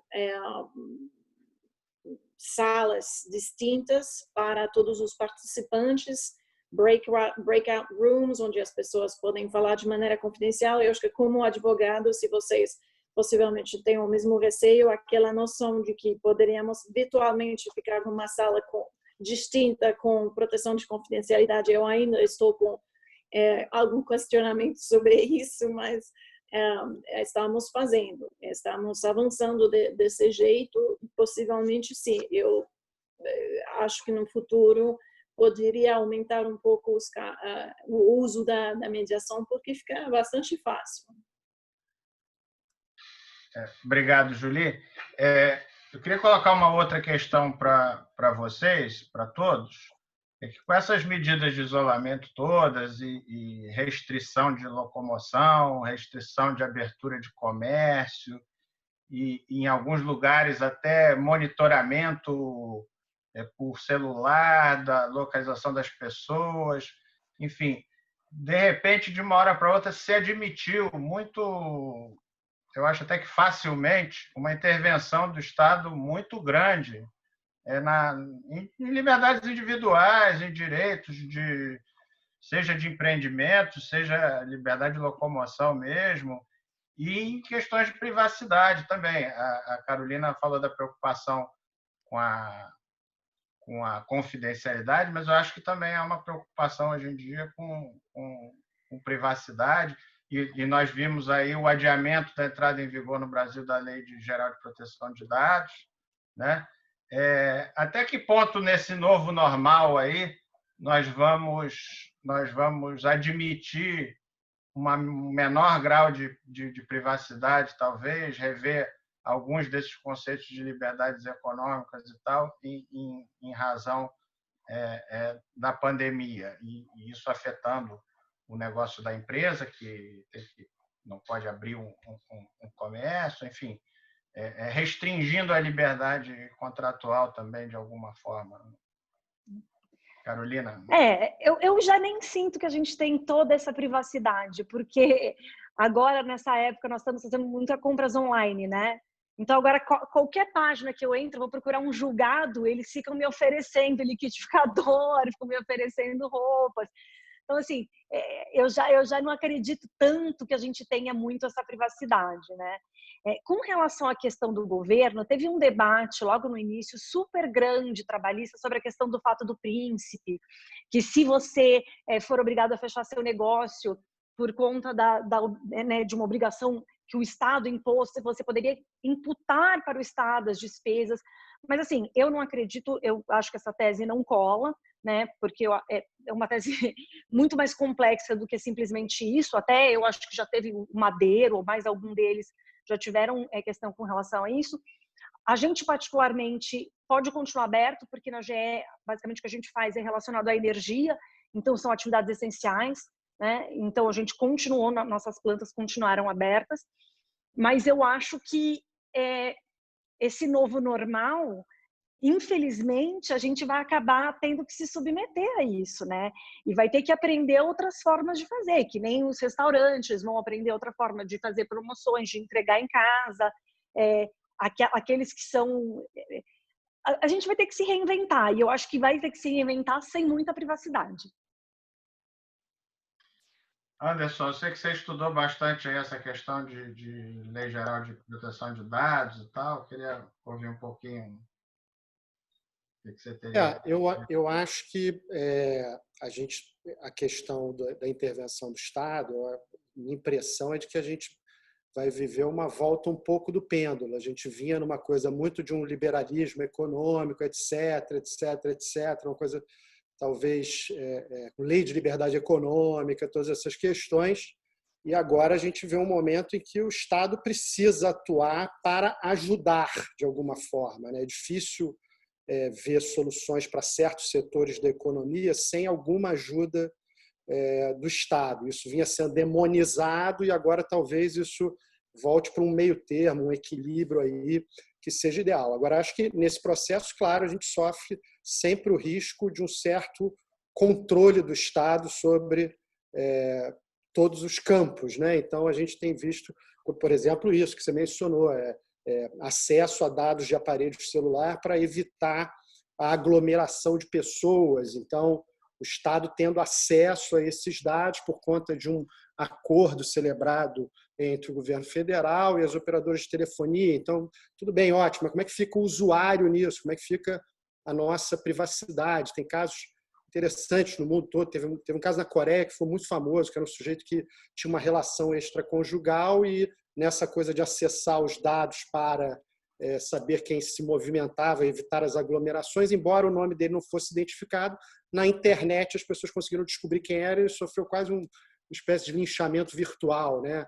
Então, assim, trabalhar com dados pessoais é sempre uma responsabilidade muito grande, né? E o Estado tem que ter essa responsabilidade mais do que todo mundo, porque ele, pela simples razão de que ele tem acesso a mais dados naturalmente. A gente viu o Supremo discutindo agora a questão do IBGE para conseguir produzir o censo. Então, acho que a gente vai ter que encontrar soluções de equilíbrio aí, a meu ver, com a LGPD. Eu acho que a LGPD não cria nenhum embaraço para essas medidas de combate à pandemia. Eu acho que é o contrário, ela dá um marco normativo seguro e previsível. Eu acho que o que é ruim é a gente ver que os nossos dados estão sendo captados e coletados sem saber quais são as regras que se aplicam a quem os detém, se eles vão ser descartados depois da pandemia, se não vão, qual é a sanção para alguém que está coletando dados e tem que mantê-los anônimos, se por alguma falha lá eles se tornarem identificados. Quer dizer, então, esse tipo de previsibilidade a gente tem que ter. E a LGPD, a meu ver, é uma norma que não devia ser adiada, ainda tem uma discussão sobre isso, né? Porque previa-se, o PL 1179 previu adiamento, que caiu, veio o MP, tem quase uma análise combinatória hoje para saber se vai adiar ou não. Mas eu acho que é um marco normativo importante para nos dar segurança sobre isso. Outra coisa é a intervenção do Estado na liberdade econômica, né, na iniciativa privada, que a gente vê, por exemplo, o Estado do Rio de Janeiro editou uma lei dizendo que as escolas particulares têm que dar 30% de desconto. Quer dizer,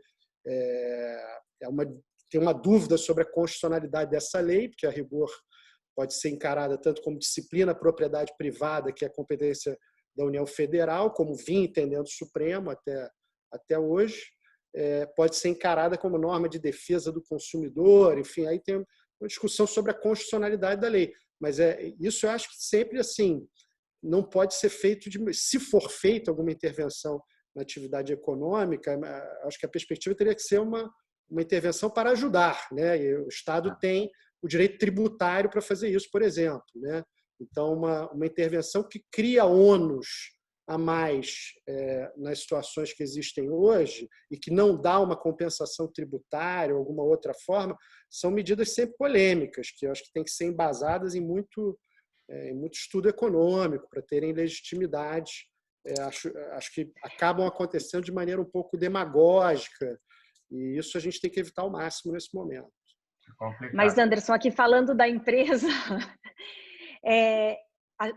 está sendo um super desafio para todas as empresas se prepararem para a LGPD, e assim, vou te dar a nossa experiência também. A gente estava mapeando todos os processos, não sei o que, tal.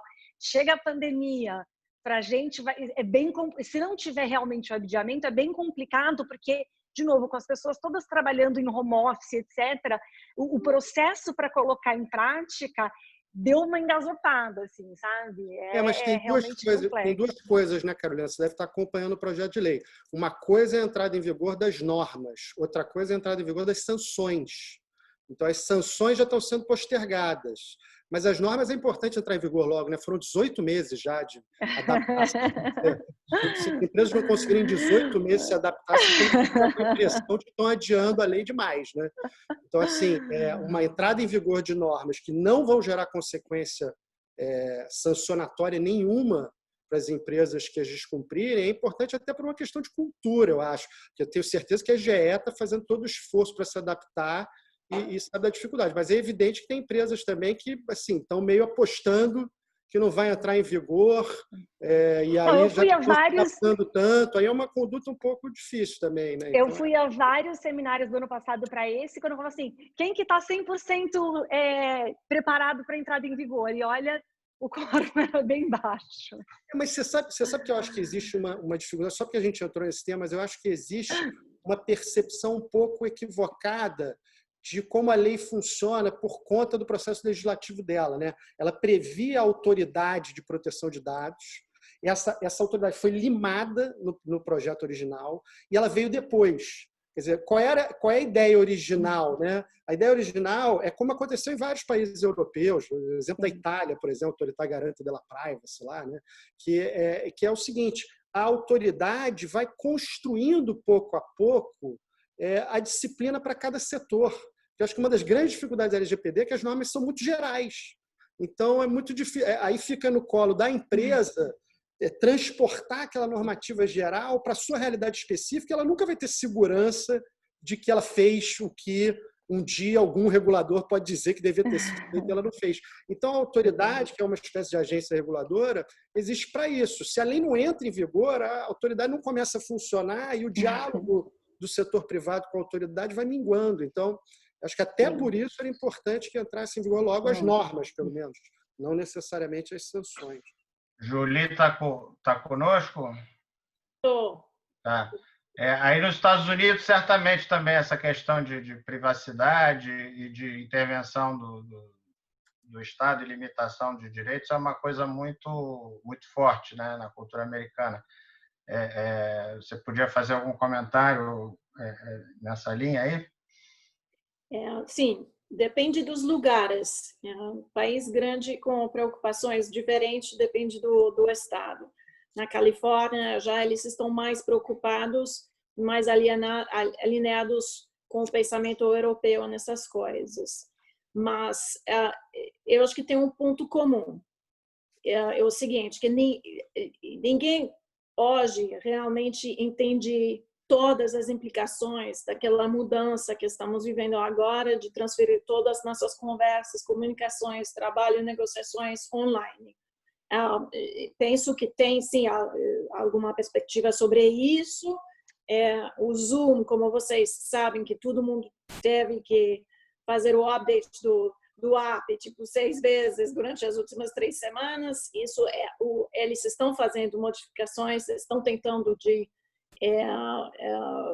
consertar os problemas potenciais que eles têm com a privacidade, mas eu penso que vamos ver, possivelmente daqui a 6, 12 meses, a amplitude real de tudo isso. Possivelmente eu sou com um pouco de paranoia, não sei, mas eu penso que realmente vamos ver que de fato é mais problemático do que estamos entendendo hoje, e que os hackers vão achar muitos jeitos de acelerar aquelas informações, e os escritórios estão tentando fazer o melhor possível, de planejar para isso e ter medidas de segurança. E uma coisa que não todo mundo sabe, mas de fato, após as instituições financeiras, os advogados e os escritórios de advocacia, eles são a segunda vítima dos hackers.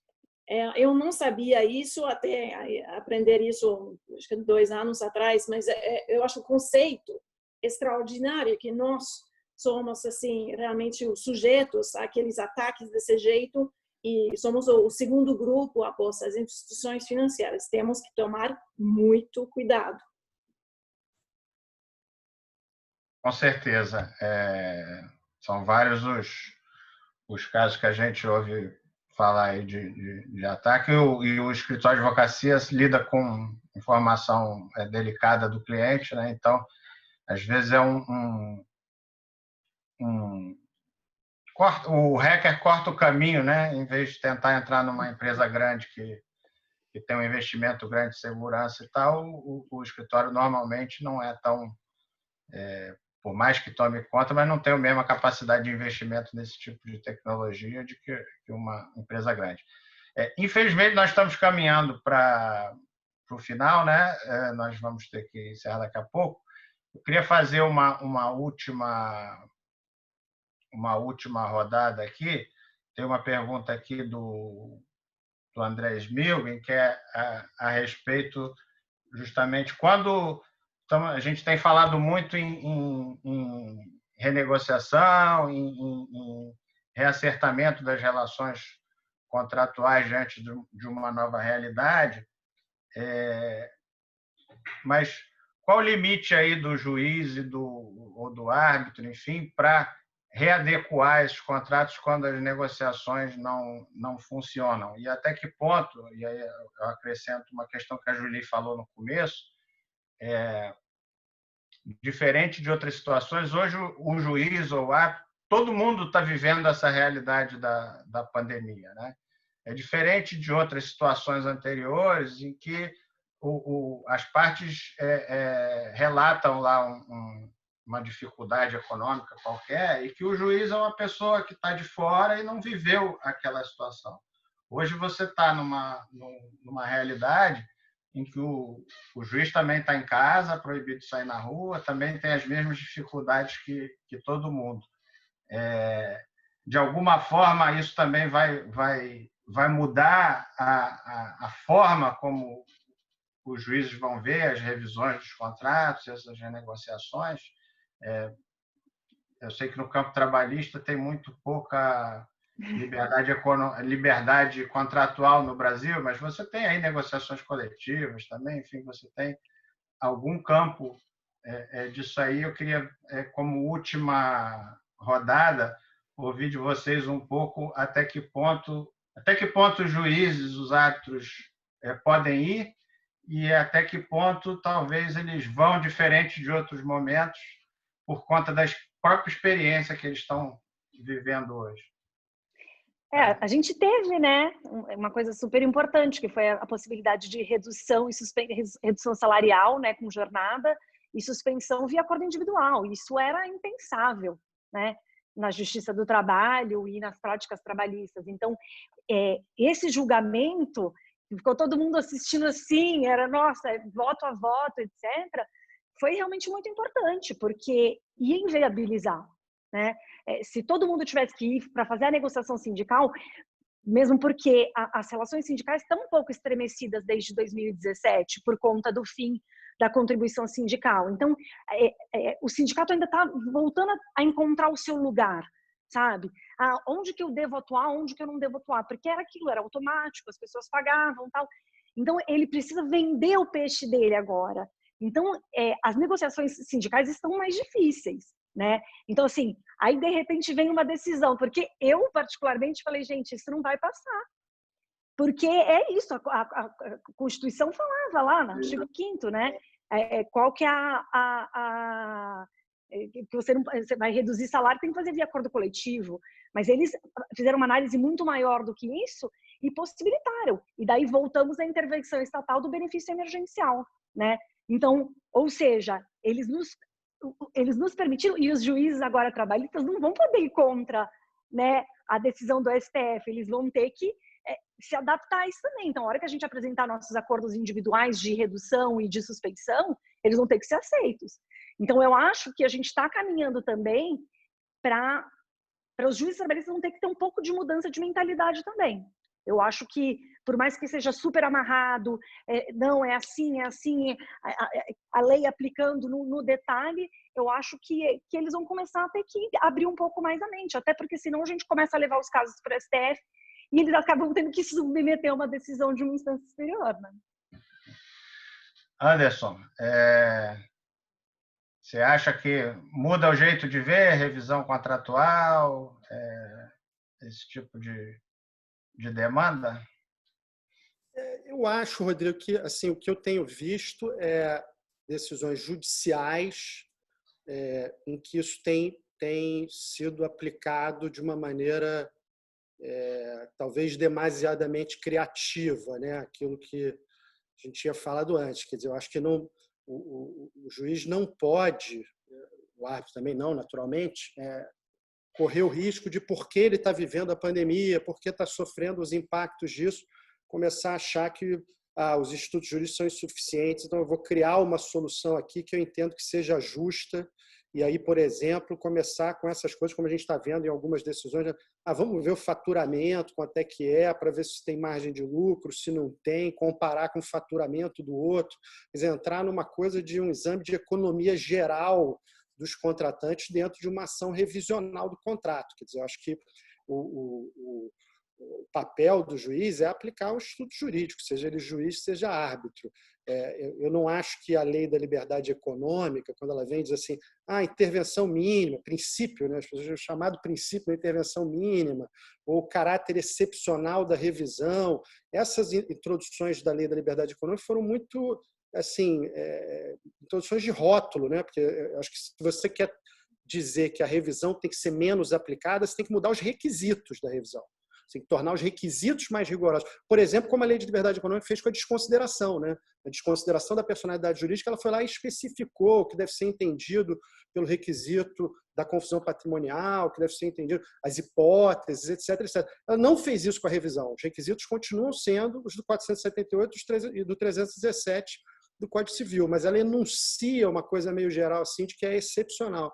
Eu não acho nem que ela é regra, nem que ela é exceção. Ela é um instituto que vai ser aplicado com base nos requisitos que ela tem previstos no ordenamento. E com responsabilidade, com fundamento econômico, para analisar se houve o desequilíbrio ou não, né, se há realmente uma excessiva onerosidade. Tem toda a discussão sobre a extrema vantagem, porque a gente tem situações de dupla excessiva onerosidade, os dois lados estão sofrendo excessiva onerosidade, isso acontece muito na pandemia. Então, enfim, eu acho que o limite é o direito, é a aplicação técnica do direito e não uma coisa de acreditar. Acho que uma coisa é doutrinariamente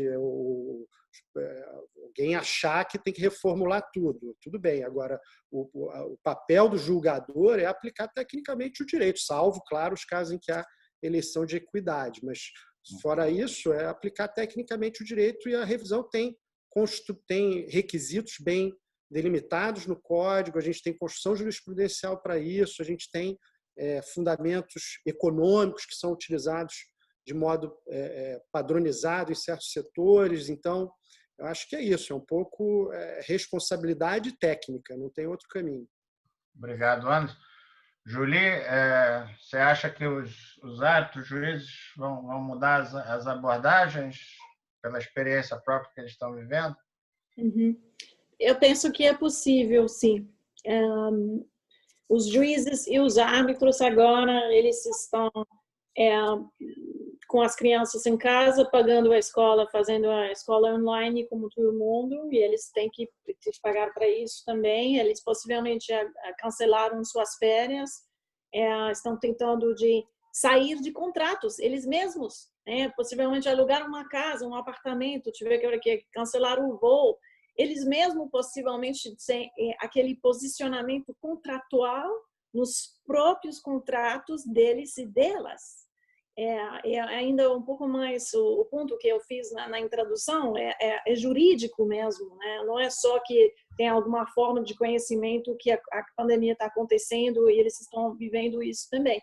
Possivelmente para muitos daquelas pessoas, elas estão numa situação jurídica parecida à situação jurídica das partes que estão aparecendo com o tribunal e fazendo as suas propostas de resolução jurídica. E enquanto aqueles conceitos são um pouco mais restritos, possivelmente vamos ver alguma forma de relaxation, como a gente diria em inglês, um pouco mais de flexibilidade poderia ser possivelmente introduzida, mas isso vai variar muito dos lugares. O Anderson estava falando sobre o conceito de excessiva onerosidade. Ele é muito sensível. Somente a Califórnia reconhece aquele conceito e em outros lugares não é reconhecido. Eu acho que isso é um princípio que não vai mudar. Mas possivelmente aquela noção de que o requerimento, que o evento não seja previsível, aquele caso que eu mencionei sobre a doutrina de impossibilidade, que você realmente não tem como ganhar o caso de impossibilidade, mesmo que seja efetivamente 100% impossível para você de cumprir com suas obrigações contratuais, quando aquele evento de fato poderia ser inscrito no contrato. Isso, mas realmente o que não dá para prever num contrato, né? Você fica pensando que a doutrina é sumamente restrita. Tem bons motivos para isso e é muito importante também ter a previsão jurídica. Ao mesmo tempo que a gente estamos pensando num possível relaxamento daqueles estándares jurídicos, temos que cuidar muito de nossa certeza jurídica, porque sem ela a gente não conseguimos funcionar. Então, é muito, muito importante. Bom, muito obrigado, Julie. Gente, infelizmente, nós já ultrapassamos aqui o tempo que nós tínhamos para esse evento. O webinar foi gravado, depois o CANCR-CVC vai mandar para todos o link da gravação. Eu queria agradecer novamente muitíssimo o pessoal de apoio e Mariana, Meyer especialmente. Queria agradecer muito a Carolina, a Julia, o Anderson. Foi um prazer imenso aqui passar essa tarde. Eu acho que a gente podia ficar aqui debatendo muito mais tempo. Infelizmente, a gente não pode, tem outras coisas para fazer também. Estamos todos em home office, vamos desligar aqui e ligar em outras coisas, né? Mas foi um prazer muito grande e até a próxima a todos. Muito obrigado. Muito obrigada. Obrigado, um abraço a todos. Um abraço. Tchau, Julie.